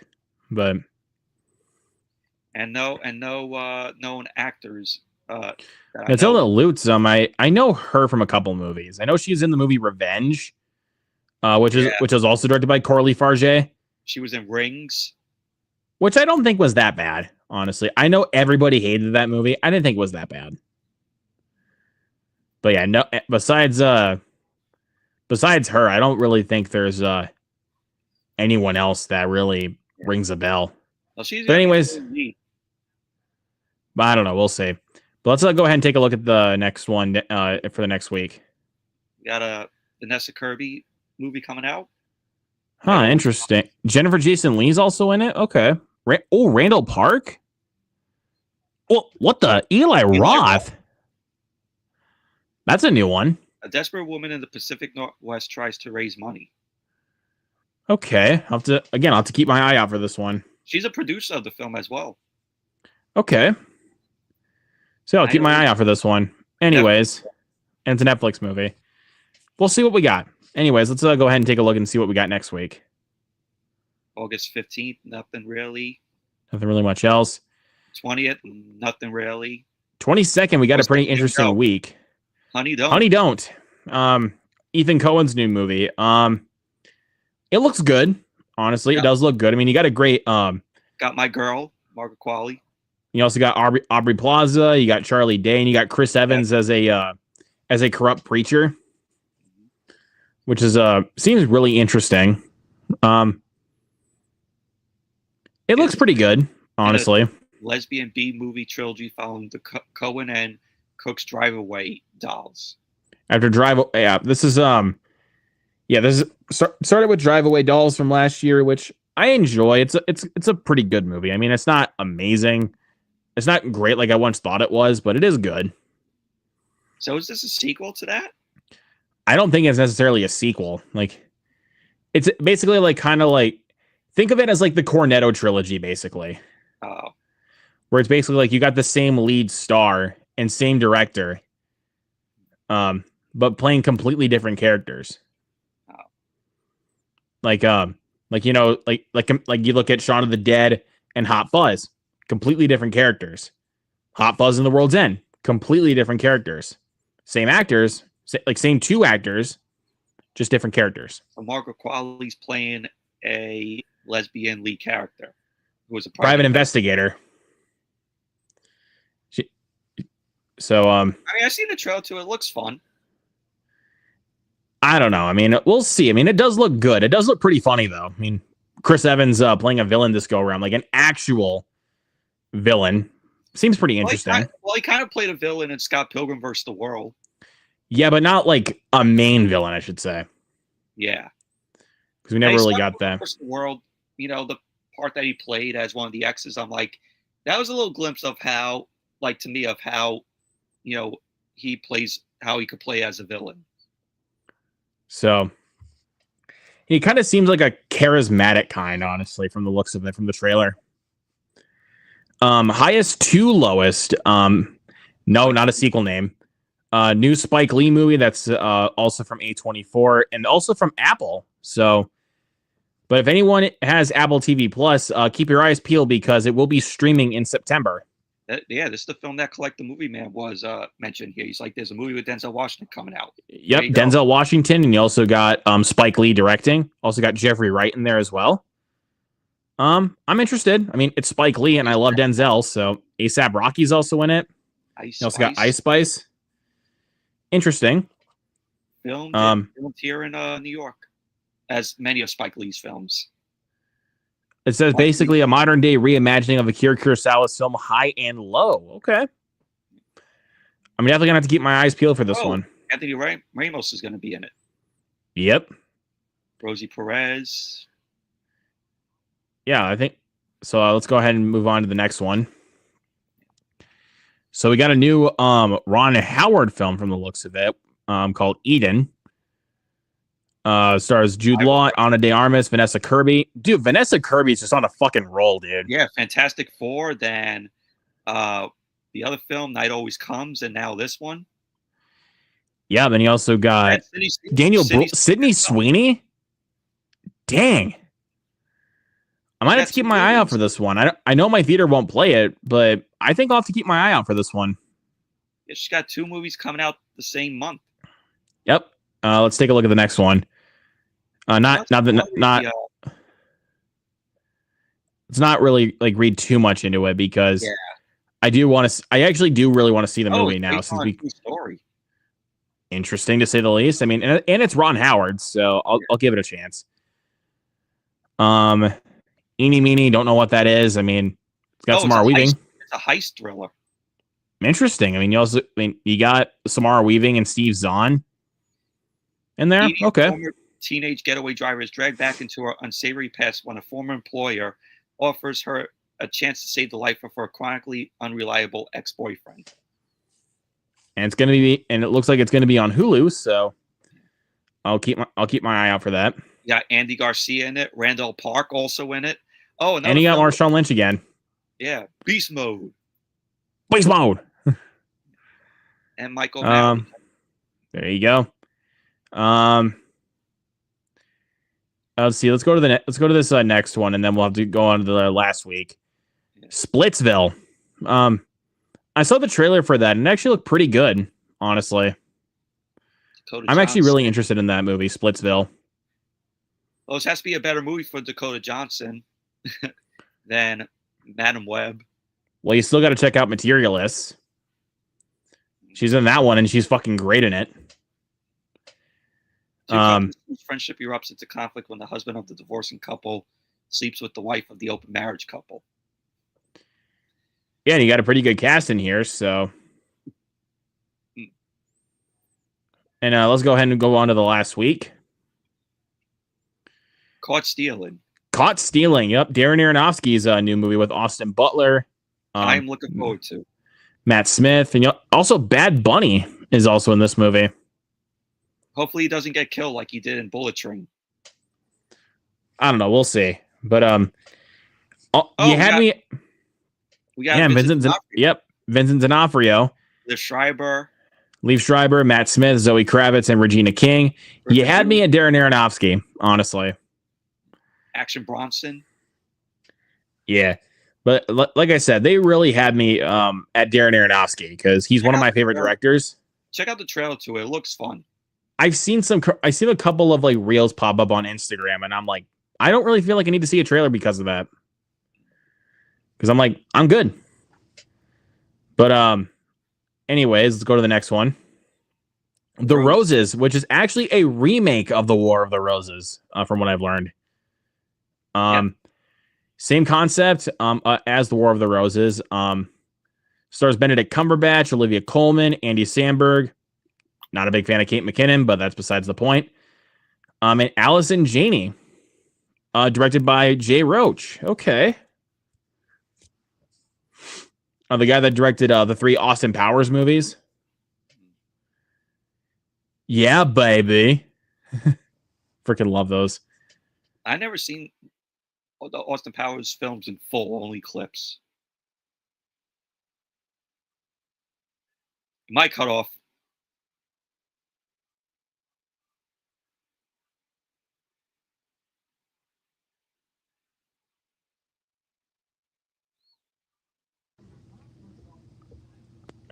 Am I good? Yeah. What were you gonna say? Mainly the first 2 are the funniest. Third one's members. It's all right. It's all right. Oh, Wrestler says that the movie with Ice Spice. He's like, oh, you lost me with Ice Spice and Highest to Lowest. I mean, it's Spike Lee, so I mean, I don't really have much more complaints. This film, this one looks interesting. The Thursday Murder Club. Chris Columbus? Directed by Chris Columbus. Let me see who else we got. Who else is in this? Helen Marion. Pierce Brosnan. Naomi Ackie is also in this? Ben Kingsley. David Tennant? Jeez, dude. I think Netflix might be coming out with some hits in August then. Jonathan Pryce. Yeah, dude. I think they really might be coming out with some hits in August on Netflix. Spielberg is one of the producers of this. Got a lot of producers on this movie. Because it's released in the Amblin. All right. A British film. Marion amateur attempt to solve a murder. One was a spy, one was a nurse, one was a trade union official, and one was a psychiatrist. Interesting. It seems like fun. It's based on the book. And there's one more I want to point out for August. Toxic Avenger, baby. I don't care. I'm really looking forward to that. I really enjoyed the original Toxic Avenger. Yeah. I never watched a Troma film in my life so far. The first Toxic Avenger is honestly so much fun. It's a bad movie, yeah, but it's so much fun. Collector Movie Man says, I do want to see Jaws for the 50th anniversary in theaters. They're supposed to be putting it back in theaters. Yes, I want to get a chance to see Jaws. I saw Jaws a couple of months ago at my local Alamo because they had a movie party. But at the end of August, they're going to have Jaws in IMAX and in 3D, in real and D-Box and 4DX. Yeah. So, and I'm looking forward to hopefully seeing it in IMAX. It will be probably my first IMAX movie seeing since Man of Steel. Okay, keep talking, Uncle. And I want to go see it in 3D because from what I heard, they released Jaws in IMAX and in 3D a couple years back, and they said that the 3D conversion of Jaws was amazing, was great. And I heard it looked good in IMAX. By the way, Collector Movie Man, I want to see Jaws on the big screen. It's because I've never seen it on the big screen. I don't know if my theater will get it though, is the problem. If I do see them, that'll be 3 times I've seen Jaws this year on the big screen. I cannot wait to see it on the big screen, dude. If I do get a chance to see it, then I will. Prince is in the chat. He's like, what up, dudes? I'm currently binging the Osbournes on Tubi. Much better than the Kardashians. Yeah, probably. Yep. All right, let's go in and that's all move into the next one. Yeah, that's all for August. So looking pretty good for the most part. It's looking better than this month, than July. Fuck. Only a few movies I watched this month I loved. Mostly everything else went from I only watched decent to bad. I only watched Fantastic Four and Superman. That's it. Everything else. This is why you should just go on Vudu and just buy The Life of Chuck. And then I think you'll be good from then on out. Well, no, I want to own it. That's why I'm saying, dude. I think you honestly should watch it first before you own it, man, because then it'll be like you cannot wait to own it. Like once you actually watch it, dude. Because now that I've seen it, I can't wait to own it. But regardless, let's go into the last topic: physical media for August. Last of the main ones, that is. August 5th, looking pretty slow. Even though we got Sunset Boulevard and Better Off Dead coming out on 4K. Better Off Dead, I remember seeing like in school, and I remember not liking it that much. I remember not caring for it. I did watch Sunset Boulevard, and I think it was in high school, I want to say. Really good movie. It's a classic. Master and Commander, my friend gave me the DVD and like that pack that I showed, but I think it was in full screen. So I hate full screen. Yep. Fantastic movie. Late Night with the Devil getting a new steelbook. I like it. Let me click it down. Let's see that steelbook up close. That is a cool steelbook, though. Honestly, that is a cool steelbook, but I think I like this one a little bit better. The one that I have. And I gotta say, thank God I got my hands on a steelbook, because I think this steelbook is actually out of print.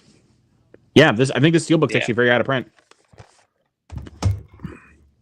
But and I really enjoy Late Night with the Devil. I'm glad I showed it to you. Stream, and this guy fell asleep. On the stream. Doesn't help I had a long day at work. That's my best excuse. But regardless, no, he got bored and fell asleep. I'd already seen the movie 3 times prior, so I know the film just fine. So if you want to hear Luke snore during the film, go check out the watch along of that. Yeah, you tried to wake me up. It'll cure your insomnia. You are such an asshole. Oh my fucking god. So you go. I felt so bad when I woke up though, bro. I felt so bad. It was so awkward. I was like, "Oh, are you there? Are you there? Wake up!" And then I just left the stream, and then the stream was going for another 2 hours. Another hour, actually. So if you have trouble sleeping, just listen to Luke snore, and then you'll fall right to sleep. Moving on. Let's just get to August 12th. All right, so we got The Strangers coming to 4K Steelbook, which is cool. Sleepaway Camp 2. Don't care. You're getting that Steelbook? No, I don't think so. I mean, I have the 4K already for The Strangers. From Arrow, which is interesting. I might get that. Yeah. The 40-Year-Old Virgin getting a 4K. That's pretty cool. Like it. Go ahead. Like with Poseidon, I know a lot of people don't like the film, but I enjoyed it.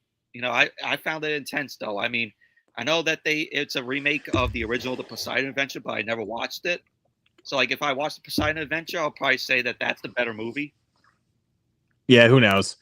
But anyways, the 40-Year-Old Virgin's getting a 4K. I don't know if I'll get that, honestly. I love the movie. It's one of my favorite comedies, but I don't think I'll get it. Shockingly, I've not seen the 40-Year-Old Virgin. Just a clip of when he's going to, getting waxed. He's like, "Oh, Madonna." Oh, Kelly Clarkson. No. I'm sorry, Kelly Clarkson. Yeah. Yeah, I'll do it again. Oh, Kelly Clarkson. Oh God, I love that movie. I'm not a big Steve Carell guy. That's why. I love Steve Carell. I think it's honestly the best movie that Judd Apatow has come out with. Honestly, is the 40-Year-Old Virgin. Casper getting to 4K. I actually might buy that. Honestly, that's one of my childhood favorites. I love Casper. Let's see. Some points of the movie I find stupid. I mean, I grew up watching that movie multiple times, and I think it honestly still holds up pretty well from what I remember. You also got World Trade Center coming out on 4K from Shout. You forgot The Accountant 2. I know. I was going to get to that here in a second. So slow down there, boy. Anyways, but yeah, The Accountant 2 getting a 4K. I don't know if I'll get it on 4K. Depends on my Walmart has it, because I have the Blu-ray for the first Accountant. But really enjoyed that sequel, though. I still prefer the first one. How to Train Your Dragon and getting to 4K. I have to buy that on 4K. Me too. I like that Steelbook as well.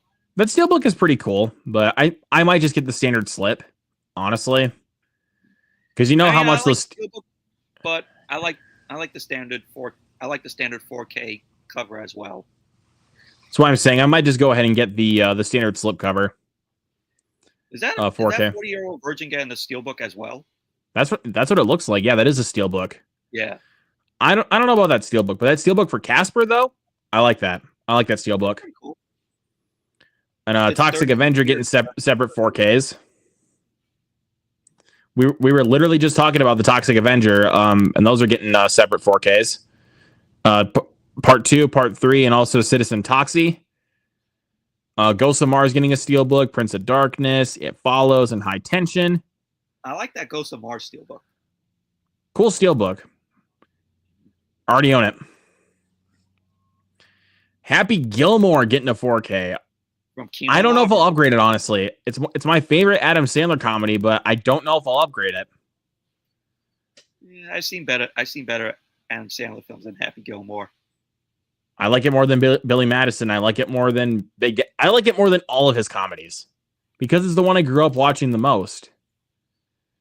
And plus my older brother, it was like, when we were younger, that was the Adam Sandler movie for most of the time that he would pop on as Happy Gilmore. Like, and we would just quote that movie constantly when we were younger. Drag Me to Hell getting a 4K Steelbook. Yeah, that Steelbook cover looks I like the Steelbook. I mean, it's Scream Factory, but I already got it thanks to this guy. I do actually want to do a watch along with that film for October as well. We'll definitely do that for October. Like we're like that. We're gonna do that in October for sure, dude. We're putting that on the to-do list. Coneheads getting to 4K. I might get that, honestly. I don't know. I might get it. I do want to own Coneheads. Harvey, I've heard it's classic. I have the Blu-ray, but I never watched it. But it's got James Stewart. Let's see. Old Wrestler says Happy Gilmore 2 was a travesty. I didn't think it was all that terrible. I thought it was fine. Collector Movie Man says I'm not an Adam Sandler fan. I think he's a great actor when he's given the right material. If you give him like Uncut Gems or Punch Drunk Love, he's a phenomenal actor. Let's take a look and see what else we got down here. Xanadu's getting the 4K. I heard that's a pretty terrible film with Olivia Newton-John. Haven't even bothered. May she rest in peace. This awful film. No, I don't want that.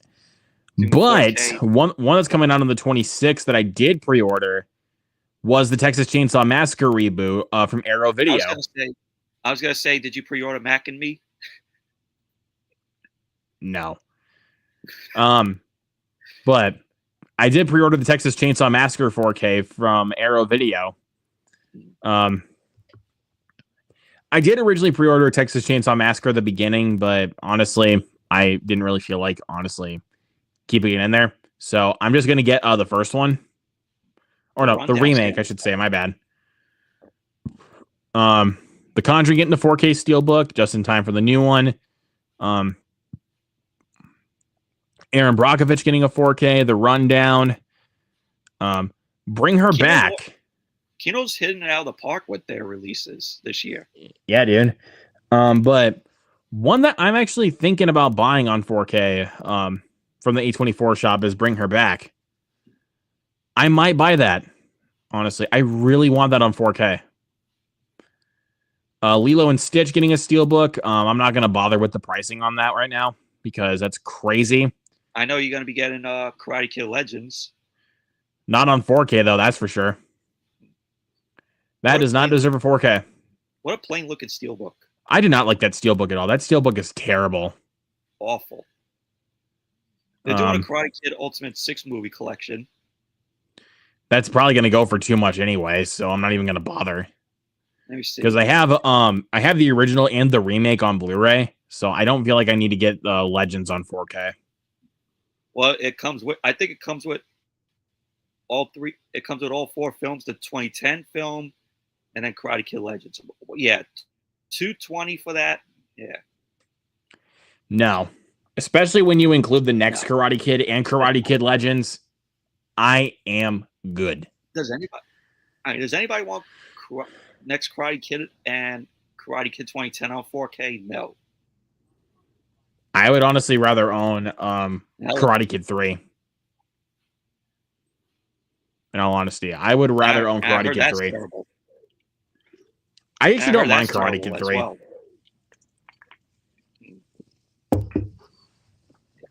But really quick, let's look at this week really quick first before we go to finish this off. Let's see. Once it goes back up, there we go. I just gotta wait for all the pictures to load here really quick before we continue on. It's Blu-ray.com. Yeah, because they're going. Trenchcoat. Trenchy says next Karate Kid is decent. It's not good. But Karate Kid Legends, though, man. That one was a letdown. Yeah, they're going it looks like they're going really, really slow. I just have to refresh it. Yeah. Okay, thank you for that. Go. So Thunderbolts came out today, which I will be picking up later this week. We got the Phoenician Scheme. I just ordered that today, and it should be coming on Friday. Nice. Billy Madison, Ken out 4K. Billy Madison. He called a shit boop. Ace Ventura Pet Detective on Steelbook. Dirty Work on 4K. Golden Child on 4K, which I might pick that up from Vinegar Syndrome. You also got Enter the Void right there, Gaspar Noé movie. Yeah, okay. Just wanted to point out really quick what really came out this week, like, as far as like big releases, which are Thunderbolts and the Phoenician Scheme. Nobody got a 4K Steelbook. That Steelbook is actually really nice. That is actually a really cool Steelbook. I think you should get that to prepare so we can do the watch along when we get to it. I think you should get that. Maybe. Dude, the first Nobody is only like 91 minutes, dude. It's like really fucking short. Oh, wow. Collector Movie Man says he got the Nobody Steelbook. Very cool. All right, let's get back to August here really quick so that way we can finish this out. This film, I read about this film, Hiding Out, with John Cryer. I have never heard of that movie. A successful young Wall Street broker is called to testify against a mob in a bogus bond trial, but when he finds himself hunted by ruthless hitmen, he shaves his beard, changes his name, and hides out as a student in a suburban high school. Interesting. But let's get back. Let's finish up with the August ones. Yeah. All right, let's finish this. All right, yeah, let's finish up with the August ones here really quick. Yep. Going down here. Because there's a couple of It's for Blu-ray now. Yep. Blu-ray releases. Because there's a couple of Blu-ray releases that we haven't touched upon yet. Example, like 1923 season 2 is supposed to be coming out here very soon. I might buy that because I do own the first season. Anyways, let's move on to the next one. Because there might be a couple other ones that we didn't mention yet. I was trying to see which ones. Oh, Freaky Tales. Freaky Tales.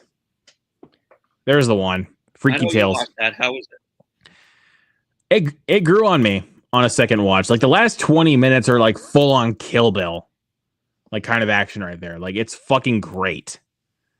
But I really enjoyed that one on a second watch. Yeah. Nothing much else on that end because we already touched upon Accountant 2 and How to Train Your Dragon. Oh, The Boys. The Boys season 4 coming out on Blu-ray. I need to buy the first 3 seasons.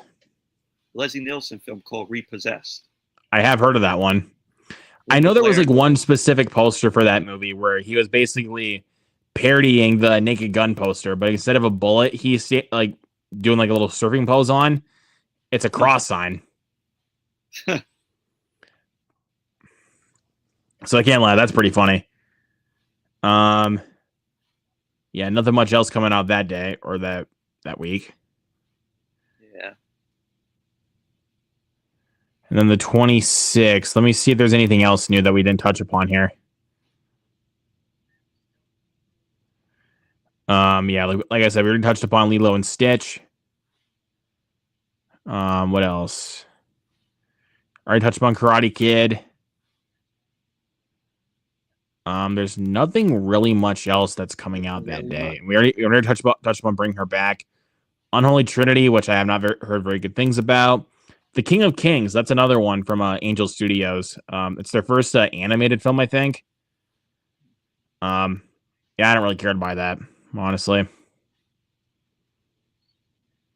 Yeah, nothing. Yeah, nothing really.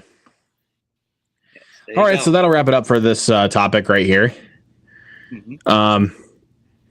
Trenchy says nobody is fun. Well, hey man, if you want to join us on the watch along that day, hit me up. Said Collector Movie Man said he got the Nobody Steelbook. Lucky. But anyways, here we are. Final topic of the night. I'm pretty sure you got some stuff. Yep. 3 things. I have 6 things. Good. Well, I got this because I saw a trailer to it. It looks fun. It's a Don Knotts film, The Reluctant Astronaut. The Reluctant Astronaut. That seems like an interesting one. And reading from the description, it almost kind of reminds me of Rocket Man with Harley Williams. about how he wants to go into space, but then he gets accepted to being just a janitor, and says NASA learns of Russia's plan to put a civilian into orbit. So I'm like, that kind of reminds me of Rocket Man there with Harlan Williams, where he wanted to go into space and he went to Mars. Yep. So kind of reminds me of that film. Yeah, never seen it, but definitely want to check it out now that you mentioned it, because Rocket Man's pretty funny. It is. Underrated Disney film. It's a film from 1967. Nice. No features on it, though, but I think there's another one that's kind of in that same kind of style. I think it's this one. Yeah, MacArthur with Gregory Peck. Same kind of style right there. No bonus features on this either. Yeah. But yeah, you go ahead and continue. Sorry about that. And then I picked up this because I saw a trailer to it, and it looks very interesting as well. Dragon Slayer. Heard of that one? Never seen it. It's with Peter McNichol, Janosch from Ghostbusters 2. He's the main lead in the film. Oh, that's pretty funny. I confused Rocket Man and the Rocketeer. Wow, Trenchy. That's pretty funny. I can't lie. Yeah, want to check out this film? This was released by Paramount, and also Paramount and Disney released the film. Interesting. Okay. This is I think the second film that they co-released. The first one was Popeye with Robin Williams. Oh yeah, Popeye. Which I'm like, that movie, it should not have been a musical. That's a movie. That is a movie, all right. But it does have features on here. It has commentary with Matthew Roberts, the director, and also, get this, Guillermo del Toro. Yeah. It has right. It has the screen tests, the Slayer of All Dragons, and it includes the theatrical trailer. Okay, maybe at some point I might send you this just for you to listen to the commentary track with Guillermo del Toro. I mean, I've never seen Dragon Slayer in general, so I'll send you a copy maybe at some point. I know you said you were thinking about sending me a Walkabout. Yeah. So I'm not forcing you at the moment. I'm just letting you know that's what you told me. I ain't send you it yet, right? Mm-mm. Thought I did. You sent, because the last one you sent me was The Wiz. Oh, that's right. You sent me The Wiz. Yeah. Which, thank you, by the way. So it's now opened. Still haven't seen it yet. Gotta get on watching it. I'm gonna watch it. It's just, again, dude, you got to give me time. Yeah. And this one I got from the Kino Lorber sale that they had. The Guile with Clint Eastwood. That's another one I want to check out. I know they did one. I think it's the one from Sofia Coppola. Yeah. I was trying to think if it was like a remake, because I know there was like another version of a film called The Beguiled, directed by Sofia Coppola. Yeah. But this has commentary by film historian Kat Ellinger, interview with actress Melody Thomas Scott, The Beguiled, Misty, Dawn, and Clint featurette. And it also has the Trailers from Hell with John Landis talking about the film and the trailer. Also, nice. A Kino Lorber release. Very glad that I got this off the sale, because I've been wanting to check this film out. I seen a clip from it, and it interested me. All right. Yeah. I'll have to check that out.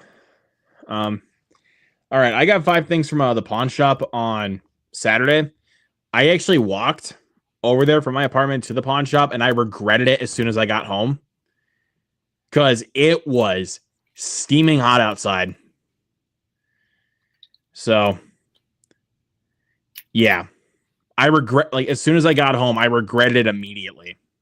But I got 5 movies from the pawn shop, and they were $5 a piece. So, I mean, hey, trip was well worth it. So I got this double pack of Spy Game and State of Play. 2 movies that I really, really enjoyed. Spy Game, directed by Tony Scott, rest in peace, and State of Play, directed by Kevin McDonald. Yeah, really good movies. I would recommend these. If I had to pick one to recommend, I would recommend Spy Game. I picked up National Security, Martin Lawrence comedy in the vein of basically Blue Streak, but fun movie. I can't believe it took me this long to own this, but when I found it, I was like, yeah, I'll get it. The original How the Grinch Stole Christmas. Yeah, Why? Even when I was looking at it, I was like, I don't have this. But how do you not have that in your collection? Now I do. So, but yeah, I own it now. So now I can actually watch this every Christmas. Along with the live action, with the Jim Carrey one. I might have to do a triple feature with that, the Jim Carrey one, and the Benedict Cumberbatch one. Be a fun triple feature, honestly. I don't think the Benedict Cumberbatch one is that bad. It's a fine movie. It's not like classic status like the original is, or even the Jim Carrey one, honestly, but it's still a fun movie. And I picked this up, another childhood favorite of mine, The Rookie with Dennis Quaid. I have the DVD of that, and I've never seen it. Great movie. Really good, inspirational, true story. Directed by John Lee Hancock, the guy who directed The Blind Side. Yeah, great movie. And then also picked up another childhood favorite, Corpse Bride. That's getting a 4K release. But this is only like $5, so I mean, I can't really beat that. There was more there that I wanted to pick up, but again, kind of tight on a budget, so just upgrade to 4K when it comes out. I don't know if I really see myself buying the 4K for this, honestly. I mean, I think it depends on what people say about the transfer. Honestly, because if they say the transfer is not good, then I'm fine with the Blu-ray. Because it's a great movie. One of the better Tim Burton animated movies. And then lastly, picked this up on Friday at Walmart. I picked up Final Destination Bloodlines to finally complete that franchise. Probably not the 4K. I'm actually fine with the Blu-ray because I have the Blu-ray for the others. Well, let me grab that out. I have the collection set with all 5 of them on Blu-ray. That makes sense. And I'm fine with this, honestly. And plus, this is the better looking cover than the 4K. Where it looks like a little skull and like the tower is like exploding. Like, that's pretty cool. But yeah, I also just rewatched this not too long ago. Still really enjoyed it. Easily my favorite Final Destination movie. But that is it. That is everyone. That is everything we got for physical media. That's episode 25 of Movie Fanatics. Cumberbatch one is okay, but nothing beats the OG cartoon. Others may play Grinch. Boris Karloff is the Grinch. I love Boris Karloff as the Grinch, but I think I might go Jim Carrey. Honestly, I think he's better. Mainly because I watched the Jim Carrey one a lot more growing up. That was actually one of those ones I watched every Christmas. Was the Jim Carrey Grinch. And I know that was wasn't it your first time like revisiting it, like when we did the watch along for it? Yeah. I remember you saying that. I was like, damn, like you didn't watch that every Christmas? In over 20 years. Well, I mean, it makes sense because you and I both watch A Christmas Story every Christmas. Like, I have to at least watch it like 3 times on Christmas Day. I have to watch it like 10 times. So, yeah, I've seen Christmas Story way too many times. I've seen it more than Christmas Vacation, Home Alone. I've seen it more than Elf and the Grinch. No. I watch A Christmas Story every Christmas. Elf is overrated to me. I need to be rewatching that for my Christmas rotation because after the rewatch last year, I was like, yeah, I gotta watch this every Christmas now. But Jim Carrey's fun, but Boris embodied the Grinch in a way Carrey couldn't, in my opinion. That's fair. I get that.